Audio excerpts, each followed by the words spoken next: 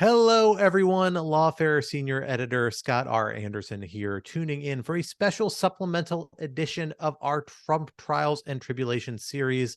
I am here with Lawfare's intrepid court correspondent, Anna Bauer. Anna recorded a whole conversation as part of that weekly series yesterday with Benjamin Wittes, a bunch of other panelists from our Lawfare extended family here, talking about all the week's developments. But then this morning, and that is the morning of Friday, October 20th, we had a big development. Another co-defendant of former President Trump in the Fulton County, Georgia prosecution. This is Ken Chesebro, a lawyer involved in the Trump campaign in 2020 and various efforts to, at least as alleged, to subvert the results of that election, has now pleaded guilty. Anna Bauer has been closely following the proceedings. She is the person who broke the news on Twitter, beating mainstream media to the punch on this particular front. Anna, tell us what you saw go down this morning. What played out in this plea? And then I want to get into a little bit about the significance of it. Yeah, Scott, the cheese no longer stands alone because he pleaded out this morning. So this follows, as you said, this surprise plea agreement from Chesebro's co-defendant, Sidney Powell. If folks remember, those two were set to go to trial. This was the day that 450 jurors came into court in Fulton County to start filling out those jury questionnaires. And we were expecting that on Monday, we would see, voir dire start and all the jury questioning start, and we'd still have a trial for Ken Chesebro. But yesterday, it really seemed like the temperature had been kind of risen in terms of the pressure on Chesebro after his co-defendant, Sidney Powell, pleaded out. She got a very good plea agreement. She, pleaded to several misdemeanor charges and will be on probation for about 6 years. But considering the seriousness of the charges against her related to computer trespass in Coffee County, the original indictment charged her with a RICO conspiracy. So that was a very generous plea deal. And of course, no defendant wants to be the last person to plea because over time, the deals tend to get a little bit less sweet as time goes on. And so I think that there was a sense amongst reporters and court watchers that we might see something happen with the Chesebro case as well. So I think that people were really watching to see what happened. My understanding from talking to sources is that there were discussions yesterday between Chesebro's team and Fulton County prosecutors that continued on into this morning. Mr. Chesebro went in this morning to record a proffer statement. That is a statement, that prosecutors can use to kind of understand what he knows or what his potential testimony might consist of. And then, around 12 o'clock, I had been hearing from various people that, something was coming together. And around noon, we got word that indeed a plea deal had been struck. The terms of the plea deal: he is the first defendant in Fulton County to plead to a felony charge, so that is very significant. He's pleaded to a charge of conspiracy to commit filing of false documents. That, of course, relates to the so-called fake elector scheme, in which Chesebro is alleged to have been the architect of this scheme to, submit a false slate of electors who voted for Donald Trump as opposed to Joe Biden in several swing states where Joe Biden had won the popular vote and had been certified as the victor in many of those states. And yet these folks got together on December 14th, 2020 and submitted electoral certificates for Donald Trump. So that relates to that. It was only a single felony charge.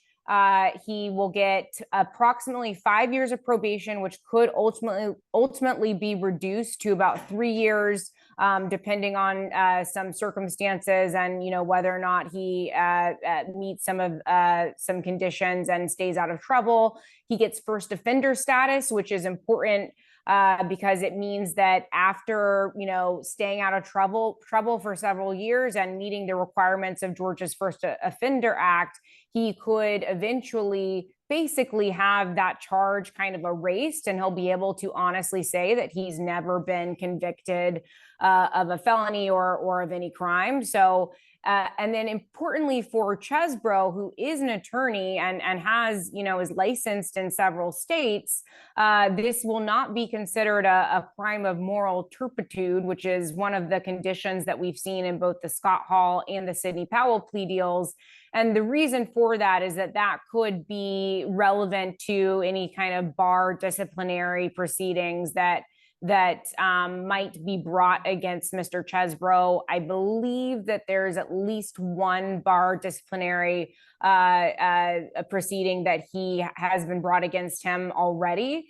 But so other than that, there's a few special conditions. Again, these are some that we've seen before in the Scott Hall and Sidney Powell plea deals. There's a restitution agreement for $5,000. 100 hours of community service, and the Ben Wittes favorite, which is writing a letter of apology to the citizens of Georgia. So I think that summarizes what happened and what the plea agreement consists of. But it's a really big development in this case, and I don't know what I'm going to do for the next 4 months because I was expecting to be at trial every day. Well, I'm excited you have a little bit more well-earned free time and spare time, hopefully in the next few months before things get underway with the next waves of trials. Let's talk a little bit about strategy here, because it was interesting. Of course, Chesebro and Powell were unique because they are the ones who had pushed to have these early trials, these speedy trials. Very consciously said, we want to vindicate our cases early. And then they lost on the initial phase. Lost on their arguments as to why this matter should be dismissed, and then quickly appear to have pled out. Do we have a sense about how those two actions related to each other? Was the opportunity to plea perhaps part of the speedy trial logic? Like you said, there's an incentive to go early that also allowed them to test their case. And something I've seen some people talking about, which makes some sense to me, is that by offering a plea deal, and particularly what by some accounts might be a fairly generous plea deal, it allows Fani Willis's office to get out of having to preview their case before the big trial comes with former President Trump and an array of who are arguably bigger fish. Although Powell and Chesebro are not, they're at least medium-sized fish. They're not insignificant fish. Do we have a sense about how that might have played in here? Was this part of the strategy from the outset for one or both of them?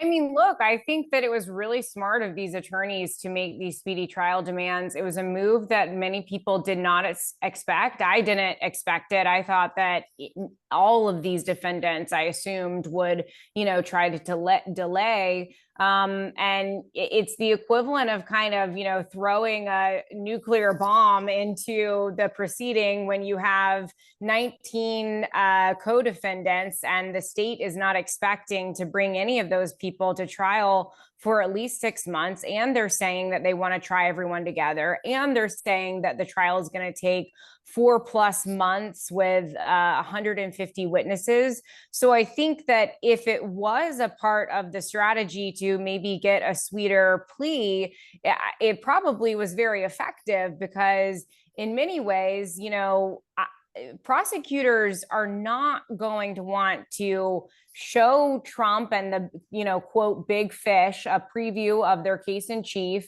Yes, it's true that all of those defendants will have discovery, and so they will have the evidence against them to look at.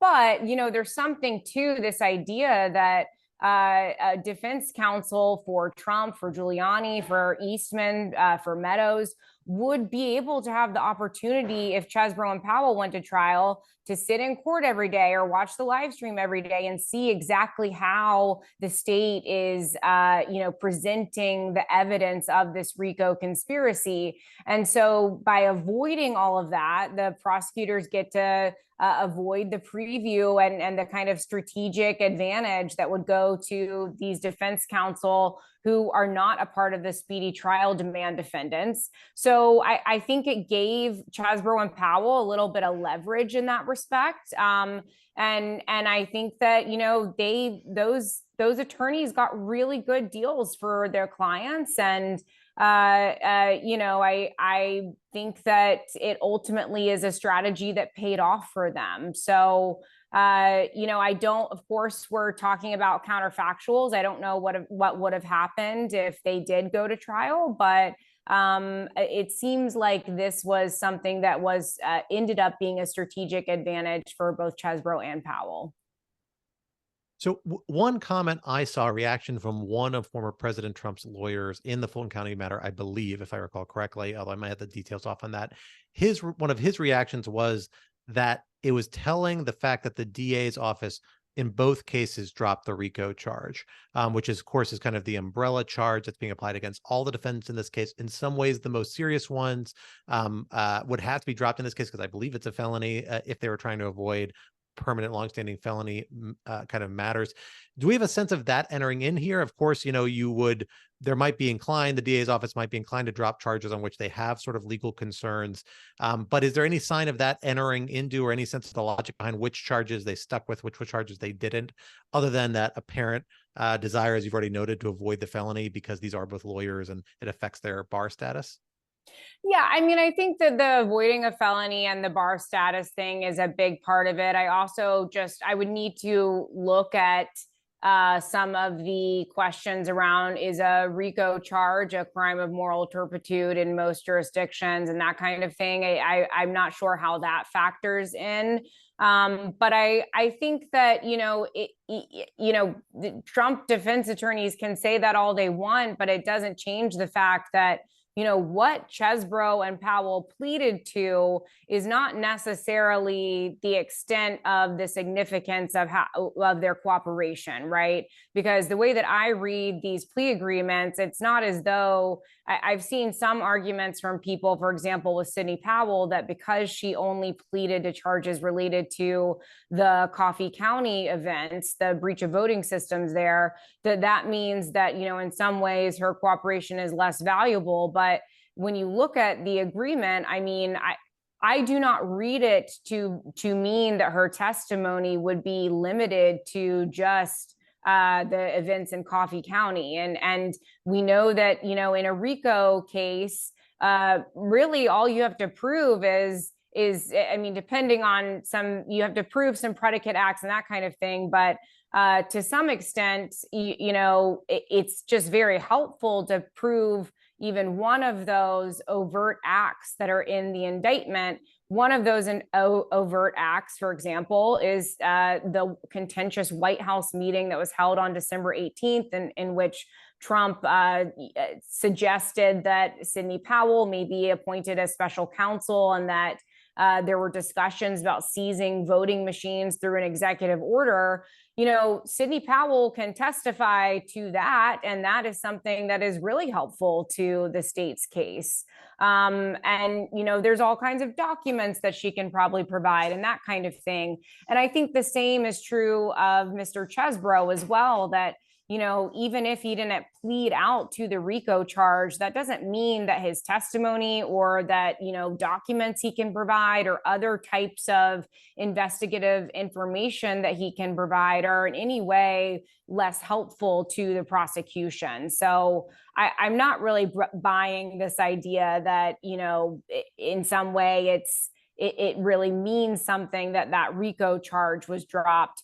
This is just kind of how Fani Willis has operated in the past, where the people who come in early get really good deals. They usually don't get jail time. And then, if you look at some of the previous cases, like the Atlanta Public Schools cheating RICO case, as time goes on, those deals get a little bit less good, and people potentially will end up with jail time. And then it's really just, and in the end, just a few of the quote big fish who are left standing. And the state has a lot of cooperators because of their efforts to flip people early on. So you're leading right into what I think is maybe the most important question looking forward coming out of this, which is the scope of cooperation they've agreed to.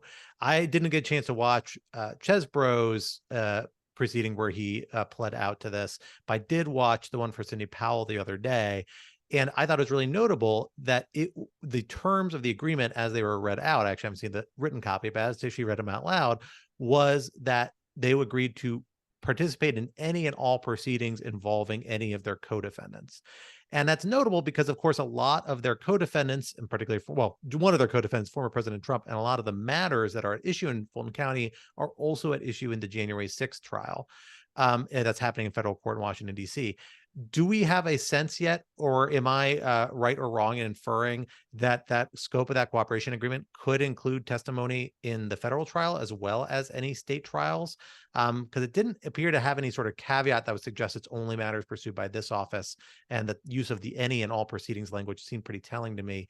And if that's the case, what role might Powell, and particularly now Chesebro, that's a new fact, how may they enter into the broader arguments regarding former President Trump in that case? Like, what parts of their internal conversations, their relationships, can they shed light on if they are now cooperating? Yeah, so it's a good question, and one that I'm trying to get more information on. It's not clear to me, as it is to you as well, whether or not that language is broad enough to cover cooperation or testimony in the federal case as well. My instinct is to say that probably no, it doesn't require that, but I'm not sure because, like I said, the language is very broad.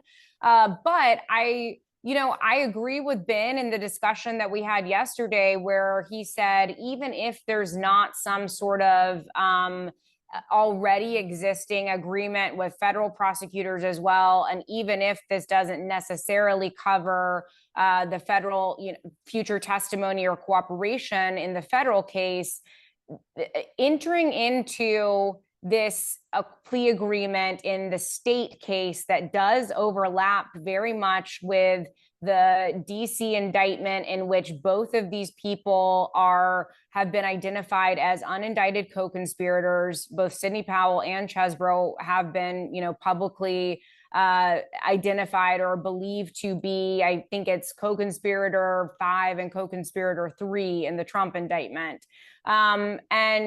You don't enter into this state agreement and not expect that at some point in the future, you're going to have to either at least hope for a plea agreement from federal prosecutors, or some kind of immunity deal from federal prosecutors. Of course, they are not charged at the federal level yet, but the events of both do overlap. They relate to efforts to overturn the election through, in Chesebro's case, the false slate of electors. Sidney Powell is someone who is mentioned in the federal indictment as someone who is kind of playing up all of these false claims of fraud around the election. And so I do think that it's really significant for the federal case that we have these plea agreements in the Georgia case, because even if right now there's no formal agreement, I think it indicates to me that Chesebro and Powell are likely going to be cooperators in the federal case at some point down the line. Well, we'll have to leave the speculation there for now until we have more facts coming forward. But Anna, we will let you go. Enjoy your weekend with hopefully no more breaking news. Folks, this has been a special supplemental conversation, part of our Trump Trials and Tribulations series. Be sure to tune in live on the internet via YouTube and or Zoom, depending on whether you are a Patreon supporter of Lawfare. Thursdays at 4 p.m. Eastern time for our weekly conversations. And then keep an eye on our podcast feed afterwards for the audio version that'll be released. And this will be appended to that. Until next week, hope you enjoy your weekends, and we will see you then.